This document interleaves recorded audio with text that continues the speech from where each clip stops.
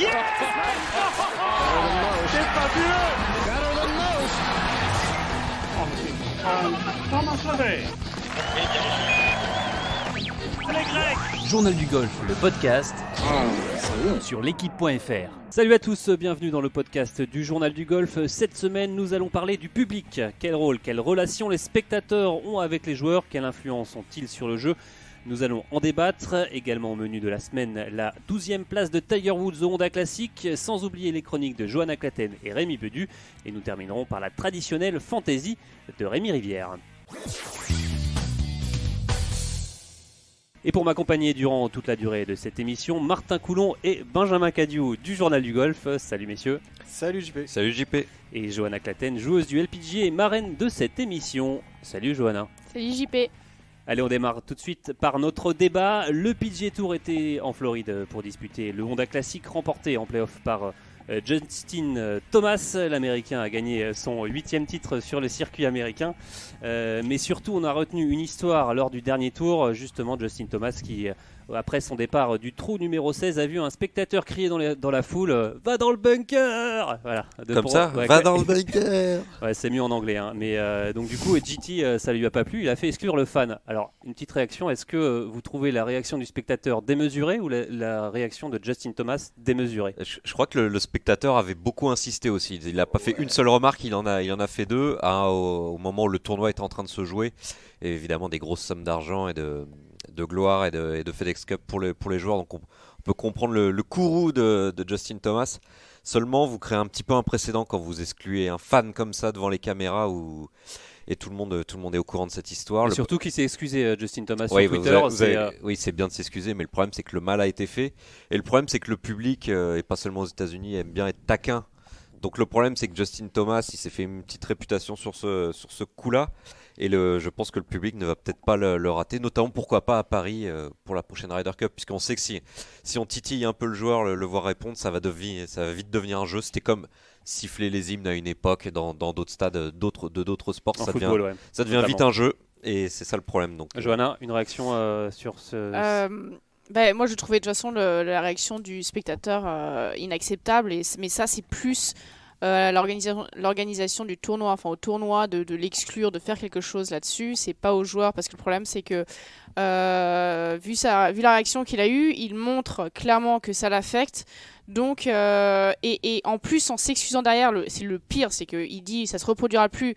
Donc là maintenant, en gros il dit qu'il est sensible à ça, mais il fera plus rien contre. Donc tous les gens qui ne l'aiment pas à l'avenir vont justement le taquiner encore plus. Parce qu'ils savent que de toute façon, ils se feront plus virer. Donc voilà, il faut... Tiger, il a été charrié toute sa vie, il a jamais rien fait. Parce que voilà, il montre qu'il est insensible à ça. Le problème de Justin Thomas, c'est que voilà, il montre qu'il est sensible à ça, et du coup, il y en a qui vont... Martin, un avis sur la question? Ouais, Tiger, il est peut-être insensible à ça, mais en même temps, il a un tel service d'ordre autour de lui qui fait justement le job de assez rapidement tranquilliser les petites ardeurs de certains spectateurs plus ou moins avinés ou biérisés, ou je sais pas comment on dit, enfin alcoolisés quoi, en gros. Des trucs un peu excité quoi. Un peu excité, un peu foufou, parce que ça fait maintenant partie du spectacle, j'ai envie de dire, et le souci c'est ça, c'est est-ce qu'au bout d'un moment le public pas trop envie de faire partie du show et veut pas un peu trop faire le show justement, et qu'il y a les fameux mash potatoes à chaque fois qu'il y a quelqu'un qui envoie un gros drive, les bababou, les machins, ça devient c'est rigolo 2 minutes quoi, c'est sympa, ça fait partie d'un petit folklore, mais au bout d'un moment c'est lourdingue, et quand ça vient jusqu'à c'est de l'anti-jeu, voilà, l'histoire de Justin Thomas et de son détracteur, parce que c'est pas un fan à ce niveau-là, et qu'on a envie de le mettre dehors, ouais, c'est de l'anti-jeu, et là ça devient un peu limite, mais c'est quand même assez génial. On est dans l'un des rares sports où on peut être aussi près des champions ou des championnes, et d'être aussi quelque part acteur, ou quelque part on n'est pas que spectateur en fait, on peut être un peu acteur quelque part d'une façon ou d'une autre des performances. Johanna, ça vous est déjà arrivé d'être interpellé comme ça par quelqu'un dans la foule, d'être gêné par un excès d'enthousiasme de la part des spectateurs sur l'LPGA? Non, moi je m'appelle pas Justin Thomas, j'ai pas la même foule qui vient me suivre. Donc non, non. À la rigueur, dans l'Arkansas, on a un trou qui est plus ou moins une imitation du trou numéro 16 de Phoenix. où il y a beaucoup de monde. Et oui, il faut rester dans sa bulle, quoi. Je veux dire, c'est sûr que les Américains, ils se gênent pas pour. En fait, ils commencent à boire à partir de l'ouverture des gradins, quoi. Donc dès 9h, ils sont avec la bière. Donc forcément, quand vous avez un départ l'après-midi, il faut savoir qu'ils vont être assez sous d'ici là et qu'ils vont faire du bruit à n'importe quel moment. Donc il faut juste se mettre dans sa bulle et il faut accepter que ce soit comme ça. Justement, c'est typiquement américain ça, d'avoir des réactions comme ça. C'est propre à ce public, public très américain. Américain, oui. C'est un public très passionné, très enthousiaste et très souvent imbibé d'alcool, quoi. Encore plus au Phoenix et au Honda, c'est deux tournois ouais, où apparemment, d'après ce que j'ai discuté avec des joueurs du PGA Tour, ils disent que le Honda et le Phoenix, c'est vraiment ce qu'il y a de plus enthousiaste. Benjamin, vous êtes allé au Honda il y a quelques années, vous avez ressenti ce public, cette foule. Il faisait pas le même temps, vous m'avez confié. Oui, l'année où j'étais allé, c'est quand Harrington avait gagné il y a 3 ans. C'était fini le lundi tellement il avait plu, mais il y a effectivement beaucoup de bars sur les 3 derniers trous, beaucoup de points de vente d'alcool, et c'est souvent là où se posent les problèmes. Mais bon, ça fait partie du truc, hein. Et au Honda comme au Phoenix, il fait souvent très beau, très chaud, donc ça donne soif. Et de toute façon, les Américains, c'est ce que je trouve depuis une dizaine d'années que je vais sur les parcours américains, sur les tournois. Ils vont sur les tournois pour voir du golf pour la plupart. Ils sont souvent accompagnés d'amis ou de proches qui viennent passer du bon temps dans un bel endroit où on peut boire des bières, regarder un peu de sport. Il y a pas mal d'animations sur les tournois maintenant aussi. Donc c'est un peu l'envers de la médaille de créer des endroits sympas pour accueillir les gens, et ça fait partie du jeu.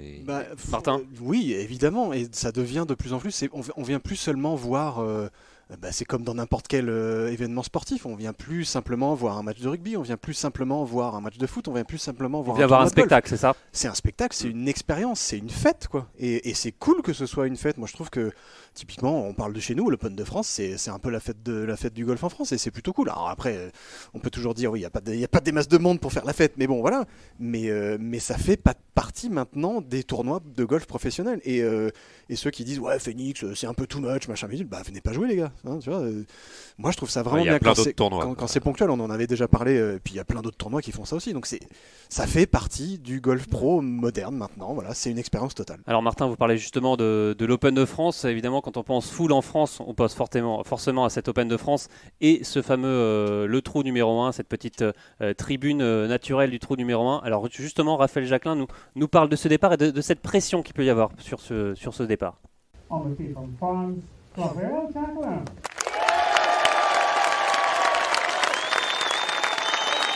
C'est vrai que c'est un peu ce stadium qui est autour du petit numéro 1. Et le fait d'avoir tout ce monde qui fait beaucoup de bruit quand on arrive en tant que Français, généralement c'est assez plein.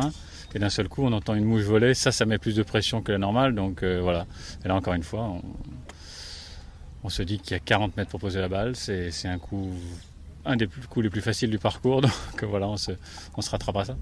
Alors, est-ce que, Johanna, on se prépare à jouer en public, justement, les premières fois, quand on voit quelques personnes autour de sa partie au départ, est-ce qu'on a une préparation particulière? Vous vous souvenez, vous, de votre premier départ? Avec un peu de monde? Non, pas vraiment. Je m'en souviens pas vraiment, pour être honnête, mais c'est pas quelque chose à laquelle on peut vraiment se préparer, c'est juste une question d'expérience. À force de se mettre dans cette situation-là, on la gère de mieux en mieux, mais aujourd'hui ça ne me gêne plus du tout, mais c'est vrai que je m'en souviens que là où j'ai eu le plus de monde pour la première fois, c'était à l'Open d'Allemagne, sur le tour européen, parce que j'étais en partie de tête après 2 ou 3 tours, je sais plus exactement. Et c'est vrai que là, il y avait du monde tout le long du trou jusqu'au green. Et ça, j'étais pas habituée, ça m'avait fait assez bizarre. Aujourd'hui, ça ne me gêne plus parce que sur LPG, ça arrive assez souvent. Mais voilà, c'est à force d'expérience. Il n'y a pas de clé mentale ou de trucs, on se dit oulala, aujourd'hui il y aura beaucoup de monde, par exemple, on pense pour vous et Evian. Collé à sa routine, par exemple. Ouais, faut rester collé à sa routine, essayer de bien respirer. La respiration, c'est assez important pour calmer un peu, ralentir le rythme cardiaque, et vraiment se concentrer sur sa routine, comme dit Ben. Ouais, la légende raconte que Earl Woods, le père de Tiger, faisait exprès de faire du bruit au moment où, pendant les parties d'entraînement de son fils, quand il faisait tomber ses clés, faisait sans prévenir pour qu'il s'habitue à ça. Ça le rendait dingue, Tiger. Il était enfant et adolescent et c'est comme ça aussi qu'il s'est endurci. Martin. Ouais, et c'est d'autant plus intéressant qu'il n'y a pas si longtemps que ça, je crois que Rory, je suis même sûr que Rory, McIlroy et Tiger ont joué ensemble au Riviera. Et il y avait une petite question là, au fait que quand on joue avec Woods, évidemment, on joue avec un public des milliers de personnes, avec des milliers de personnes qui bougent dans tous les sens, qui font du bruit, qui machin, qui ceci, qui cela. Et il y avait un commentaire assez édifiant, assez étonnant de la part de McIlroy qui estimait à quasiment 2 coups par semaine ce que le public qui suit Woods lui coûtait en carrière. 2 coups par semaine, tellement ça bouge, tellement ça crie, tellement ça machin, tellement... C'est pas que la pression, c'est cette espèce d'engouement un peu fou qu'il y a autour de ce genre de partie-là. Benjamin voulait réagir. Alors 2 coups perdus peut-être, mais il faut aussi souligner aussi qu'il y a beaucoup de monde sur les parties de Woods, ça aplatit bien le rough, Oui. et parfois ça lui. peut renvoyer les balles dans des endroits un petit Ça, peu c'est plus vrai. cléments. Oh, on se Et souvient puis je d'un pense petit que PG, je sais Tiger plus Woods, comment. il aime bien cette adrénaline. Mine de rien, c'est ce qui fait qu'il va sortir des coups absolument magiques, c'est cette adrénaline qui est en partie créée par le public. Alors justement, est-ce que ça porte, est-ce que ça pétrifie? On avait justement posé la question à Grégory Avril l'an passé à l'Open de France. C'est pas facile, c'est quelque chose de dur. Après, on est souvent emmené dans une spirale avec les gens, on les emmène. Donc il va falloir les emmener dans la bonne spirale. Parce que si jamais on commence à vous faire 1 ou 2 coups un peu mauvais, que les gens commencent à partir, tout ça, c'est pas facile.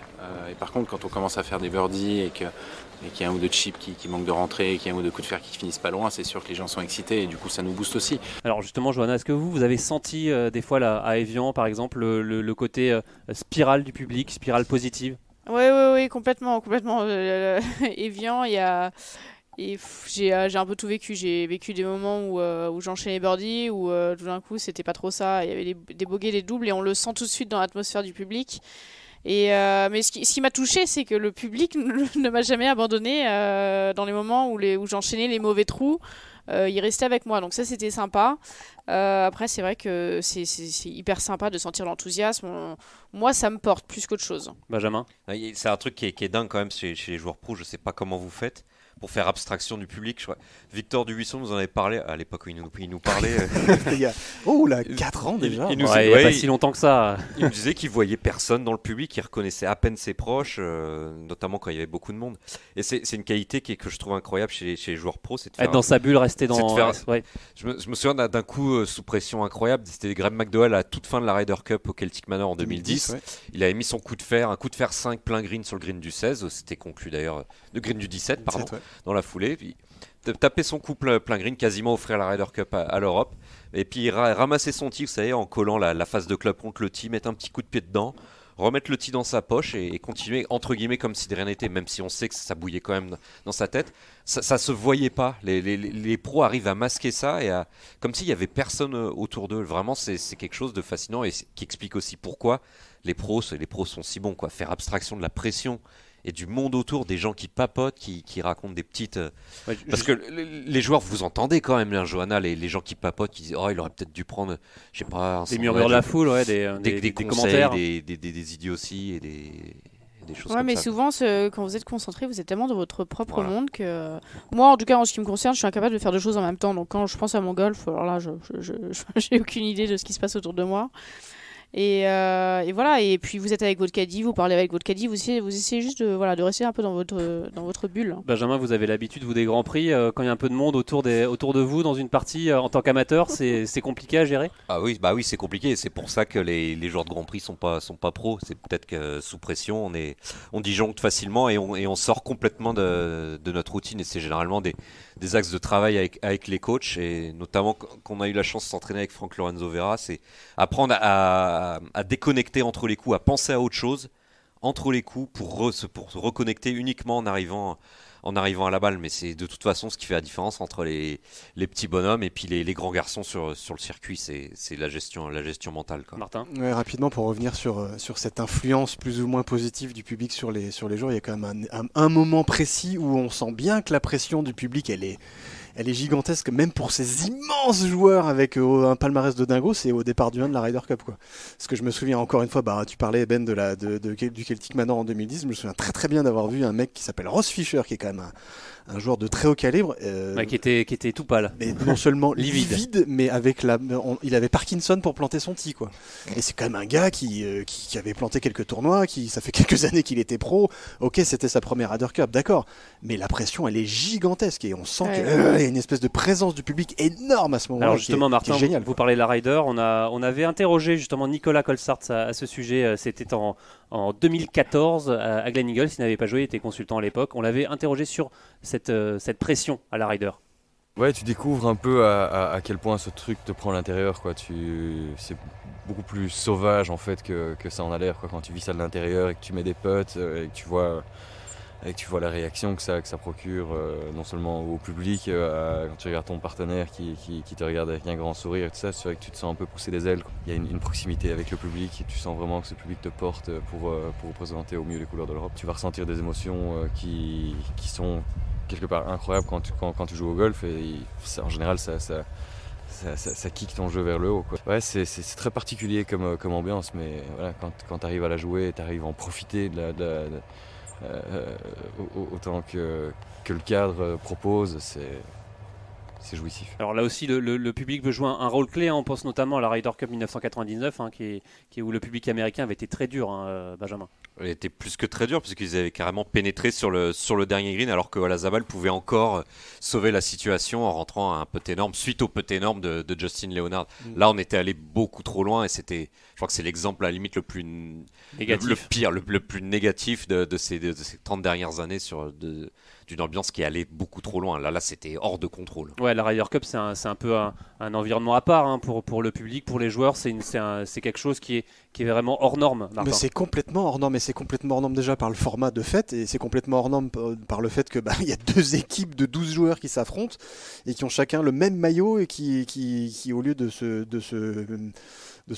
fighter tout comme ils le font toute l'année, ils jouent ensemble les uns contre les autres. Donc ça, c'est sûr que de fait, le public prend parti. Et de fait, il y a une partie du public pour une équipe et une partie du public pour l'autre. Et ça se ressent énormément. Et ne serait-ce que dans les tribunes, ne serait-ce que dans les comportements des spectateurs. Et c'est là que c'est génial. Parce que là, il y a une vraie...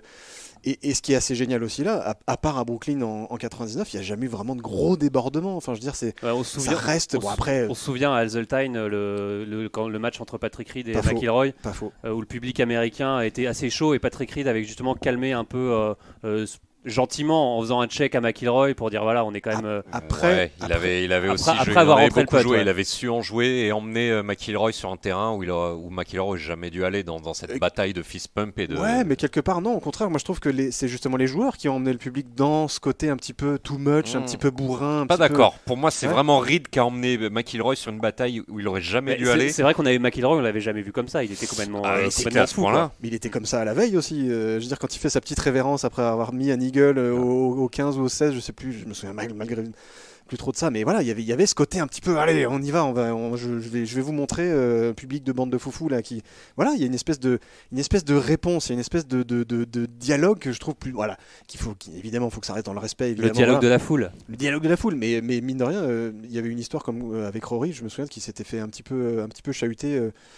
Assez personnellement, et justement il avait fait virer un spectateur, si je ne dis pas de bêtises. Je crois que c'était après sa rupture avec Woniarski aussi, il me semble. Oui, le spectateur avait fait une référence, et là, il a voulu carrément, Rory allait encore plus loin que Justin Thomas, puisqu'il a voulu aller choper physiquement le joueur. Il s'était fait retenir par des services d'ordre, et puis il y avait aussi beaucoup de vice-captains qui étaient dans le coin, qui l'ont empêché d'aller trop loin, parce que... De faire une cantona, quoi. Ouais, je pense que le gars il était prêt à aller le choper, il s'était rapproché des cordes, et c'était vraiment pas passé loin, mais de toute façon ça demande un self-control vraiment incroyable, parce que Rory, j'y étais cette année-là à Zeltine, il en avait pris plein la tronche toute la semaine, il avait résisté, mais à un moment, avec les jours qui passent, la fatigue, l'adrénaline, il faisait un peu chaud, et il avait fini par craquer, et t'as deux doigts de passer à la confrontation physique. Ce qui prouve que le public joue clairement un rôle dans la Ryder Cup et même dans d'autres tournois. C'est pour ça que c'est aussi beau, la Ryder. Et on va parler aussi d'un public qui est derrière sa télévision, qui aussi peut jouer un rôle,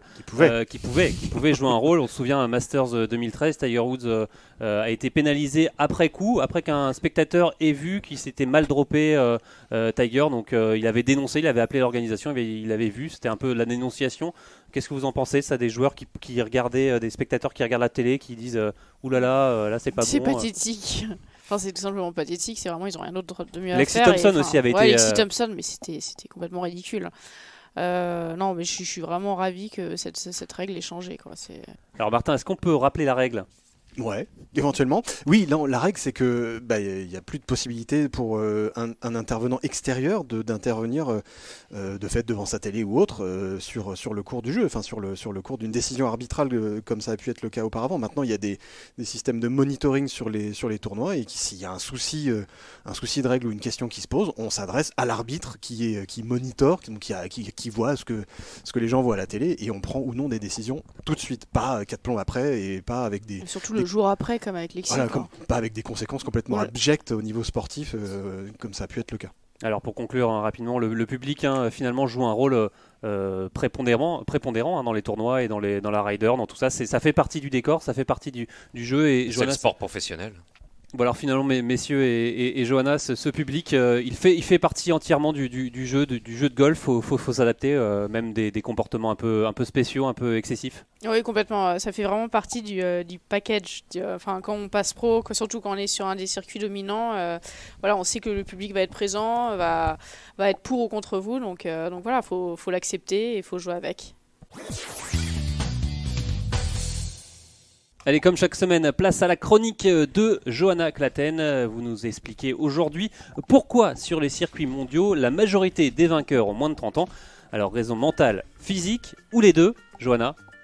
Oui, JP, donc c'est une tendance qui peut paraître surprenante parce que le golf, c'est l'un des seuls sports qui peut se jouer à haut niveau jusqu'à facilement 50 ans.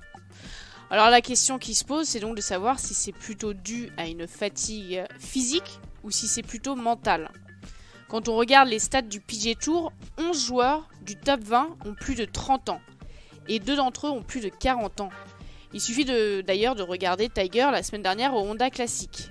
Le mec a 42 ans, sort d'une fusion de vertèbres et malgré cela finit 3ème du champ en distance de drive avec une moyenne de 320 yards. Alors verdict, c'est quoi le problème ? Le problème, pour moi, il n'est pas physique, il est mental. Regardez Lisiako à ses débuts, Yanni Tseng, Rory McIlroy et j'en passe. Quand ils sont arrivés sur le tour, c'était des machines. Rien ne semblait pouvoir les arrêter. C'est donc dans la tête. C'est dans la tête. Ouais, parce qu'à cet âge-là, on a cette insouciance qui fait qu'on joue avec un esprit libre. On ne se prend pas la tête. On joue au golf. Puis avec l'âge, on devient plus attentif à ce qui se passe autour de nous. On écoute les conseils de trop de profs différents qui veulent nous aider. Puis au final, nous embrouillent le cerveau plus qu'autre chose. On devient sensible à tout ce que les médias ou fans sur les réseaux sociaux peuvent dire à notre égard. Bref, on perd en spontanéité et en instinct, et l'on gagne en appréhension.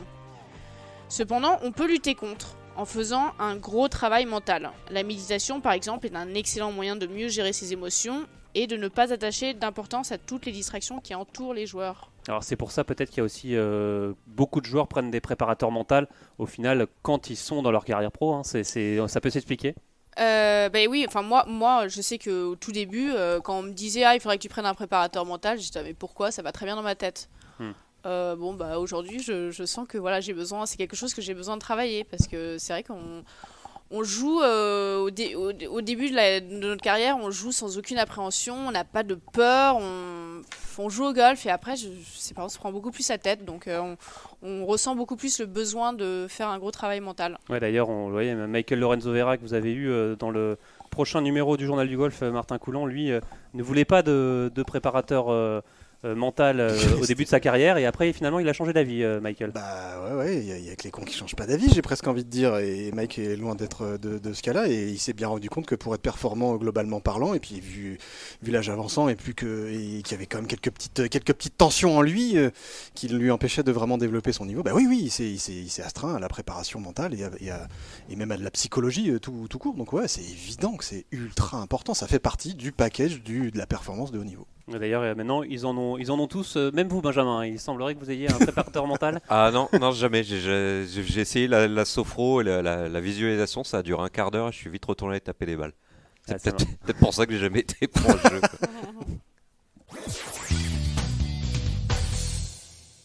Maintenant au PGA Tour, après son code moqué au Genesis Open, Tiger Woods s'est offert un presque top 10. Il a fini 12e Tiger au Honda Classic. En plus, il y avait pas mal de vent sur le parcours. C'est prometteur pour Tiger, notre Tigrou qui monte en puissance. Johanna ? Bah ouais, dis donc, Martin, alors, on ne croit toujours pas, Tiger. Non, je suis toujours sur ma fin. Mais je suis pas sur ma fin, mais. Bon bref, on peut pas. Oui, évidemment qu'il y a du progrès, évidemment que c'est super. Bon, on l'a encore vu mettre des drives dans tous les sens, Tiger. Pas tant que ça, il prend 66 ou 67% de fairway. Oui, parce qu'il a quand même beaucoup joué de fer 2, de bois 3. Ce qui était vachement intéressant. Pas tant que ça pour qu'il soit 3ème en distance de drive quand même. Mais ça c'est sur les 2 trous de mesure, donc c'est un peu, galvaudé. Ah Mais il y avait quand même il y a de l'explosivité, ça tient physiquement. Enfin, je veux dire. Je trouvais qu'il swingait mieux le driver. Je trouvais que c'était dans le rythme. C'est plus fluide. Voilà, ça mais il monte en puissance. On sent qu'il y a. Voilà. Mais c'est vrai que pour rejoindre Martin, c'est vrai que moi-même, mais moi-même, j'étais pas hyper optimiste parce que Honda, connaissant le parcours de PGA National. C'est un parcours qui ne pardonne pas beaucoup et il est vraiment difficile. Il se joue dans des conditions difficiles, donc c'est vrai que moi-même, je n'étais pas hyper optimiste. Je m'attendais jamais à un top 15 de Tiger. Surtout après son cut manqué au Genesis. Après, moi, c'est sur le reste de la saison. Je suis convaincu qu'il va gagner. Martin ? Ouais, évidemment que je suis enthousiaste, évidemment que je suis. C'est plaisant de voir un tel joueur performer de la sorte. On vous sent mettre le haut là, Martin. Vous mettez le haut là. Pas le haut là. J'essaie juste de mettre un petit peu de surtout qu'il est chez SFR. De sérénité, voilà. Surtout que je suis pas du tout. Je sais même pas, je crois d'ailleurs. Je sais même plus. On s'en fout. Non, c'est de mettre un peu de raison là-dedans, parce que évidemment, quand on dit Tiger Woods un dimanche, chemise rouge, ça fait rêver, Martin. Ouais, ça fait rêver. De là à en faire un favori pour le Masters, ou même de dire il va gagner. Il va gagner le Masters. Ouais, c'est sûr. C'est sûr, il va gagner le Masters. Il a fait 12ème, les gars, à 8 coups du vainqueur, qui est quand même Justin Thomas, qui est quand même le numéro 1 américain en titre, qui est quand même un mec qui a gagné son premier major l'an dernier, et qui, lui, c'est un vrai favori, clairement, pour le Masters. Parce que vous parlez du Masters, depuis les bookmakers et les pronostics 16 contre 1, c'est pas possible. 16 contre 1, alors que Bubba Watson, lui, est à 28 contre 1, c'est alors qu'il vient de gagner, qu'il a 2 vestes vertes. Vous faites la moue, Benjamin ? Non, c'est toute cette histoire de devoir se justifier chaque fois qu'on dit que Tiger Woods ne sera pas numéro 1 mondial et vainqueur de 4 tournois à la fin de l'année. On n'a pas, c'est pas un mal, c'est pas cracher sur le palmarès de Tiger Woods. Au contraire. De dire que ça va être compliqué de battre cette nouvelle génération qui a jamais été aussi forte. Il va simplement avoir besoin de temps. Pour moi, top 100 mondial à la fin de la saison, ce sera déjà très bien. Visiblement, il va y arriver, puisque le Honda Classic a été très positif. Mais on parlait de ça il y a 3 semaines. Top 100 mondial, ça sera très bien. Mais est-ce que vous comprenez que les gens rêvent et que les gens sont enthousiastes au fait que de voir Tiger qui rejoue On comprend complètement, et tout le monde veut voir Tiger revenir. Mais c'est pas un crime de l'aise Tiger de dire que ça va être très compliqué de le voir gagner un tournoi et que ce serait un exploit surtout fantastique. Le Masters. Mais même le Masters, même si, comme Martin le souligne dans une chronique sur l'équipe.fr, il avait fait 4ème en 2010 en revenant c'était juste après. C'était ses problèmes conjugaux. C'était déjà incroyable. Et il maîtrise très bien Augusta, évidemment. Mais de là à battre tout le champ, là on parle pas de top 3 ou de top 2, on parle de victoire. Là c'est compliqué. Ouais, mais c'est pas un crime de l'aise. Oui, mais c'est ça qui est fabuleux aussi avec le golf, c'est que tous les mecs qui vont jouer le Masters ont une chance de le gagner. C'est ça qui peut permettre et qui laisse le droit aux gens de rêver. Mais évidemment, j'ai l'impression d'être le père fouettard sur Tiger Woods depuis 2-3 podcasts, genre il dit qu'il va jamais y arriver, machin. Et évidemment, c'est quand même, on parle d'un gars qui a 14 majeurs, qui a dominé le golf comme jamais.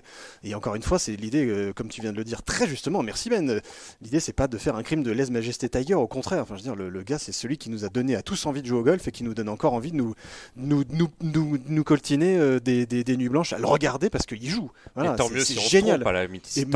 Je serais ravi de me gourer. Mais j'essaie juste de mettre un peu de concret, un peu de voilà. Un bémol quoi. Vous voulez mettre un bémol. C'est même pas un bémol. C'est juste essayer d'être à peu près calme, à peu près objectif, parce que c'est sûr qu'on peut vite s'emballer avec ce type-là. Et c'est faire un compliment très court au top 10 mondial qui a jamais été aussi impressionnant, aussi jeune, puissant et efficace. Ça gagne toutes les semaines et c'est vraiment beau à voir. Tiger va devoir battre ces joueurs-là sans exception sur un seul tournoi. Johanna, on vous a pas trop entendu sur ce sujet. Est-ce que vous rêvez? Est-ce que vous vous donnez le droit de rêver? J'en rêve. Bon, alors est-ce qu'il gagnera au Masters? Moi, je vais pas dire il va gagner.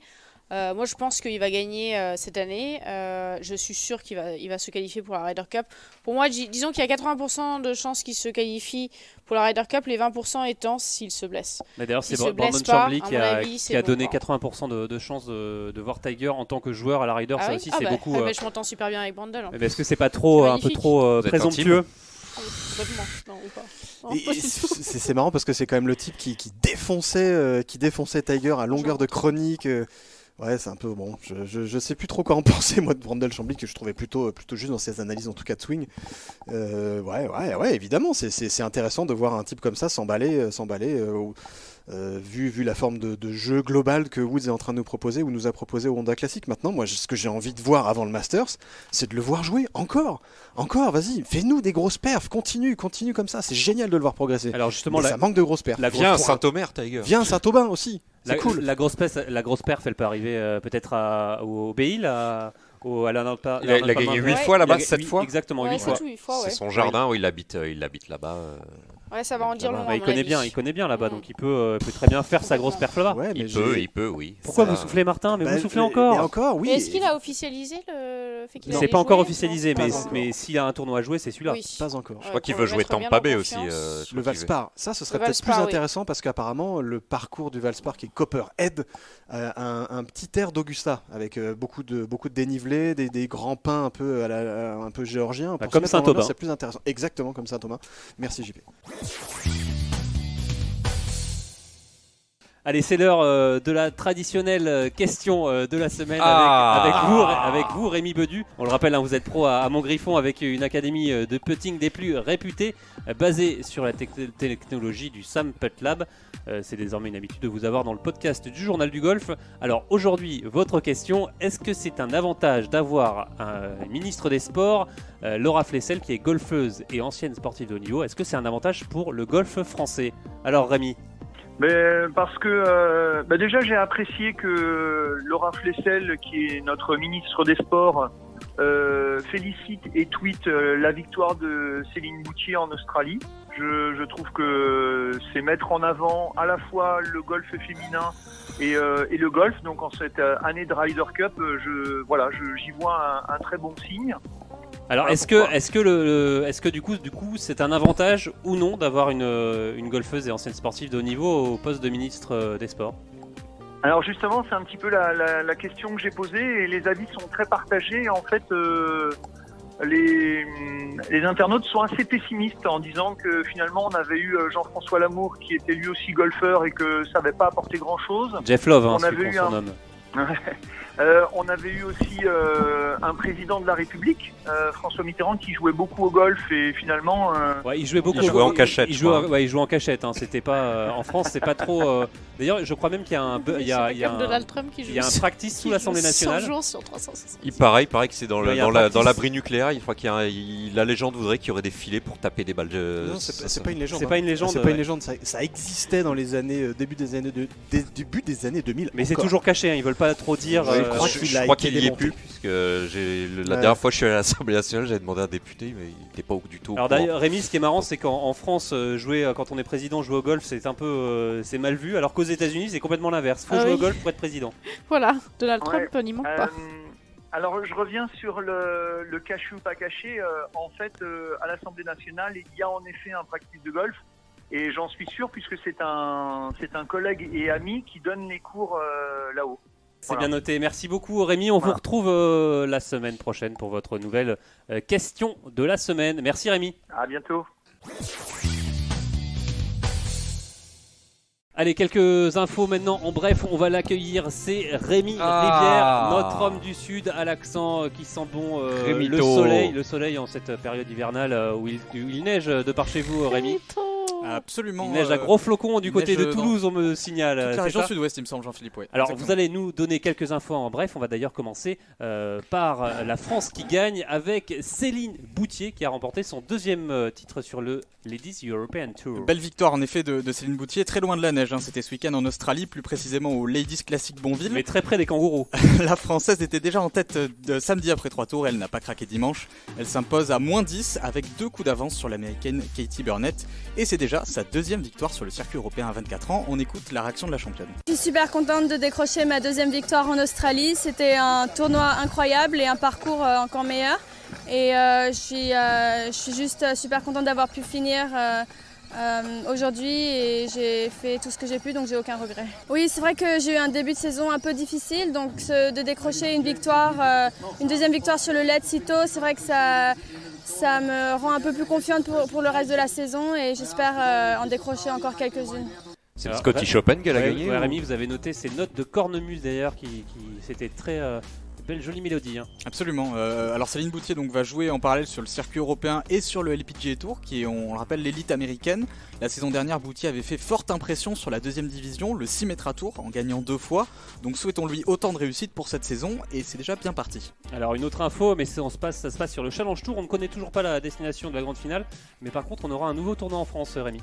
En effet, cap sur la Provence, en parlant de Sud et le bien nommé Open de Provence. L'annonce a été faite la semaine dernière par le Challenge Tour. Alors Sud-Est. Sud-Est, bien sûr, on se trompe pas. C'est le golf international de Pont-Royal, situé sur la commune de Malmort, dans les Bouches-du-Rhône. Il accueillera ce nouveau tournoi et son tracé est unique en France. Pourquoi ? Parce qu'il a été dessiné par la légende espagnole CV Ballesteros et c'est l'unique parcours que CV a imaginé en France. D'ailleurs, il y aura déjà un air de rider lors de cet Open de Provence, puisqu'il aura lieu du 20 au 23 septembre, soit une semaine avant The événement à Paris. Donc la France accueillera 4 étapes du Challenge Tour cette année, après le Hauts-de-France Open, le Cordon Golf Open et le fameux Vaudreuil Challenge qui vous est si familier, Jean-Philippe. Ouais, tout à fait. À la dernière info, ça se passe sur le European Tour, avec le Golf 6 qui change de format, c'est ça Rémi? Expliquez-nous tout. Oui, alors un petit rappel déjà pour nos auditeurs, vous avez peut-être déjà entendu ce mot, le Golf 6. Le Tour européen avait fait sensation l'an dernier en présentant ce nouveau tournoi. C'est une compétition en match-play et entièrement sur 6 trous, et il y a 16 équipes pour 16 pays. La saison dernière par exemple, c'était Greg Bourdi et Alex Lévy qui avaient défendu les couleurs françaises. Mais la nouveauté cette année, c'est que 3 équipes un peu spéciales se mêleront à la bataille. La première, c'est l'équipe des capitaines, Thomas Bjorn, le patron européen de la prochaine Ryder. Il jouera avec Catriona Matthew, la capitaine de la Solheim Cup, et il y aura 2 équipes féminines, une équipe anglaise composée de Georgia Hall et Charley Hull, et une équipe européenne avec Mel Reid et une autre anglaise et la norvégienne Susanne Petersen. On vous conseille en tout cas de suivre ça, Jean-Philippe, car la compétition est assez sympa à regarder à la télé. Ça se passera du côté de Saint-Alban en Angleterre les 5 et 6 mai prochains. Merci beaucoup Rémi. Alors vous restez avec nous quelques instants, on va vous garder avec pour grand plaisir. Votre fantaisie. Johanna, juste une réaction sur ce Golf Sixes qui va mêler mix, garçon, fille, c'est bien pour vous? Qu'est-ce que vous en pensez? Je trouve que c'est super pour promouvoir en tout cas le golf féminin, parce que bon, évidemment on est beaucoup moins bien suivi que les hommes, et voilà, ça nous permet d'avoir un peu plus de visibilité. Voilà, de visibilité, et en plus ils ont pas choisi n'importe qui comme joueuse, puisque c'est Charley Hull, Georgia Hall, et d'un autre côté Melissa Reid et Susan Peterson. Je pense qu'elles seront loin d'être ridicules. Ça va jouer de quelle boule au fait? Ça c'est une bonne question justement, j'aimerais bien savoir. Je sais pas trop comment ils vont s'y prendre, mais bon, en tout cas c'est super sympa. Je suis ravie Ce qui est dommage, c'est qu'il n'y ait pas de française peut-être dans la liste. Ouais, je sais pas si on a proposé par exemple à Karine, parce que Karine sur le papier, elle est meilleure que Karine Hichet, elle est meilleure sur le papier que Melissa Reid. Pas Suzanne, mais en tout cas Melissa. Donc, est-ce qu'on lui a proposé? J'en sais rien. Peut-être un tournoi en parallèle sur le LPGA. Oui, on sait que cette semaine elle est justement à Singapour. Donc à mon avis, il y a pas mal de joueuses à qui on a proposé, mais bon, Singapour, mine de rien, c'est un gros tournoi sans cut. Voilà, c'est. En tout cas, c'est une bonne initiative, c'est une bonne chose. Ah, c'est une super chose, ouais. Benjamin? Ouais, non, toujours du Keith Polley qui avance, qui propose des choses nouvelles, qui est parfois un peu brutal. On le voit avec les joueurs du Challenge Tour qui rentrent pas dans certains tournois, mais il y a du nouveau depuis 2 ans sur l'European Tour, et là, un tournoi mixte, c'est vraiment génial, quoi. Allez, merci beaucoup Benjamin. Et pour terminer en beauté, chose promise, chose due, place à la fantaisie du Tour européen par Rémi Rivière, notre mascotte. On le rappelle, vous êtes plus de 400 à jouer sur la Ligue Journal du Golf. Allez Rémi, un petit point sur le classement rapidement. Encore une fois, nous avons un nouveau leader, Jean-Philippe, avec la prise de pouvoir de Florent Gontier, le patron de la team Beast to Fly. Beast to Fly, c'est... Alors, le nom est osé. Alors Florent s'installe juste devant le leader de la semaine dernière, Théo Morin-Dior, souvenez-vous. Celui des sacs, le monsieur des sacs. Absolument, il le devance de 580 €. Alors ça peut vous paraître beaucoup à notre échelle, mais sur le tour c'est évidemment très peu.